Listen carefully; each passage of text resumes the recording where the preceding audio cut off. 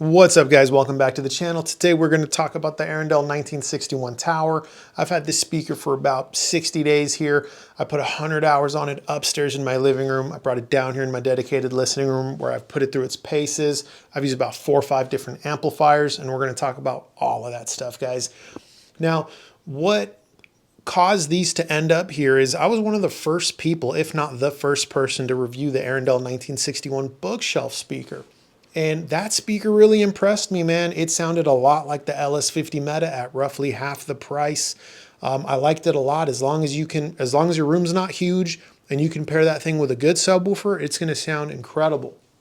So when Arendal reached out to me and was like, hey, do you want to check out the tower? I was actually like, no, because I don't usually review tower speakers, but I gave it some thought and I'm like, you know what? Arendal's got killer build quality. Like, this is going to be like a high value item. They look really good. It's got that narrow front baffle. It's got a cool rake design to it.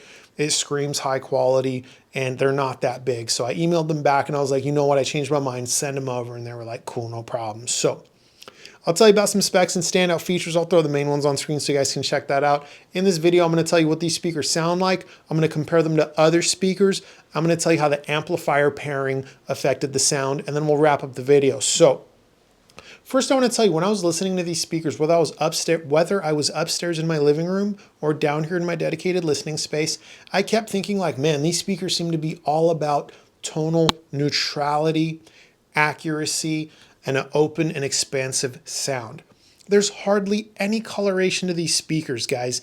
So when I tell you about how they sound, I'm not going to give you any fluff really, because it's really clear. There's just not, if you're looking for like warmth and tonal richness and, stuff like that, like this isn't that. This is a speaker that's all about neutrality. You know what I'm saying? So I do want to talk about one other thing real quick. Actually, one thing I loved as far as a standout feature, the footer on this speaker is incredible. It's nice, like these nice aluminum bars that go across the bottom and they attach to either spikes or rubber footers and look absolutely incredible regardless of which one you use. And as far as the rake, it is quite an aggressive angle. It might be polarizing. Some people like me are going to absolutely love it. There were a couple of guys in the Discord that say they hated it. They wanted the speaker to stand up straight. But I'll tell you this, it's not just there for aesthetics. It's an intelligent design because the tweeter sits kind of right, a little bit low in the speaker because it's an MTM up top. And unless your couch is just super low, that tweeter is going to be nowhere near ear height, even with that deep wave guide. So what that rake angle is going to do, it's going to help that tweeter fire up a little bit, and it's going to give you the illusion that it's closer to ear height. So it's a good design choice that they made there. But what the hell does it sound like? So like I told you, it's all about neutrality. Starting with the top end, we've got treble that I would not call dark. I would not call bright. I would call it neutral. We have treble that is not sharp with its attack, nor is it soft and smooth. I would call it neutral. It is open, airy, expansive, and all about clarity and speed. It does sound very good and images very well and very precise. Moving down to the mid-range, I would not call it romantic. I would not call it rich or chocolatey or whatever. It's simply neutral. I will say there was a lot of clarity there, a lot of openness, really good imaging, soundstage depth, very good, width, very good. Height, soundstage height did seem to depend which amplifier I used. When I was using the Galleon TS120 amplifier, soundstage height was really, really good. When I was using the Kinky Studio preamp and monoblocks or the Emotiva TA2, height was a little bit shorter as you would expect from a mid tower. And the Hegel H190 seemed to split the difference, right? So soundstage was really good.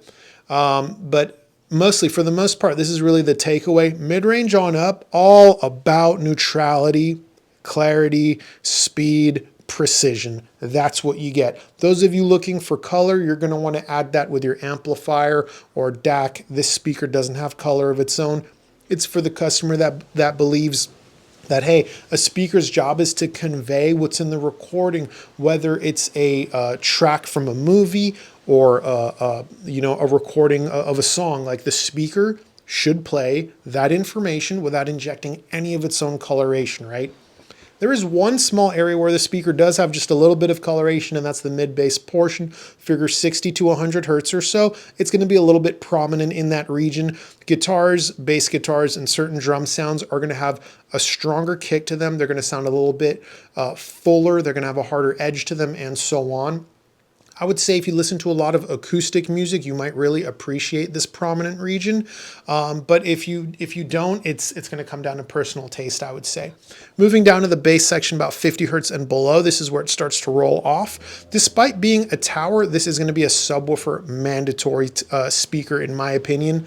The top section is an MTM with the midwoofer, tweeter midwoofer. The bottom two drivers are active. They handle 120 hertz and below. So that's what the speaker sounds like. When I was using the different amplifiers, it still had that same tonal character. Was it a little bit warmer and richer when I was using the Galleon in the mid-range? Absolutely, yes. Was it more neutral, analytical, open, and expansive when I was using my Kinky or Emotiva amplifier? Yes, absolutely. When I used the Hegel, did the mid-range have a little bit more texture and have a little bit smoothness in the top end? Yes, absolutely. But for the most part, the speaker's character remained consistent from amplifier to amplifier, which tells me the speaker is not too picky with amplifier pairings. There wasn't really any scenario where it was a night and day difference, except when I would go, obviously, from the $1,000 Emotiva TA2 to my $7,000 reference Kinky setup. Even though they're voiced similarly, there was a whole lot more refinement with my reference amplifiers, right?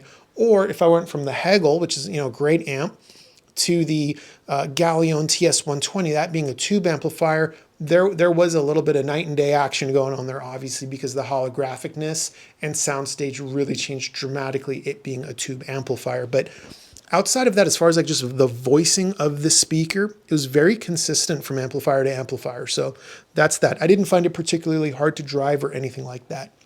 So how does it sound compared to other speakers? Let's start with Arendal's own 1961 bookshelf first, because that's what led me to review this tower. So I'll keep this really simple for you guys. From the mid-range on up, the two speakers are identical. From the bass section down is where they're different. The tower has a little bit of prominence in the mid-bass region. The bookshelf speaker does not, and they both roll off below 50 hertz and don't have much bass of their own.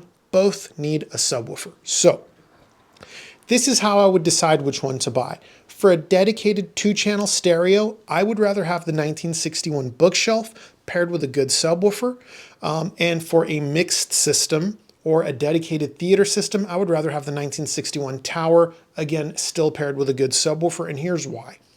Mixed systems, or dedicated theater systems, or, you might just be listening to music in a larger space, you're gonna need louder volumes for output. And this tower has 5 drivers, where the bookshelf speaker generally has 2. So that sound output is split across 5 drivers. It's going to be a lot more effortless, especially in those louder and more dynamic passages that theater is known to have. So it's really that simple, guys.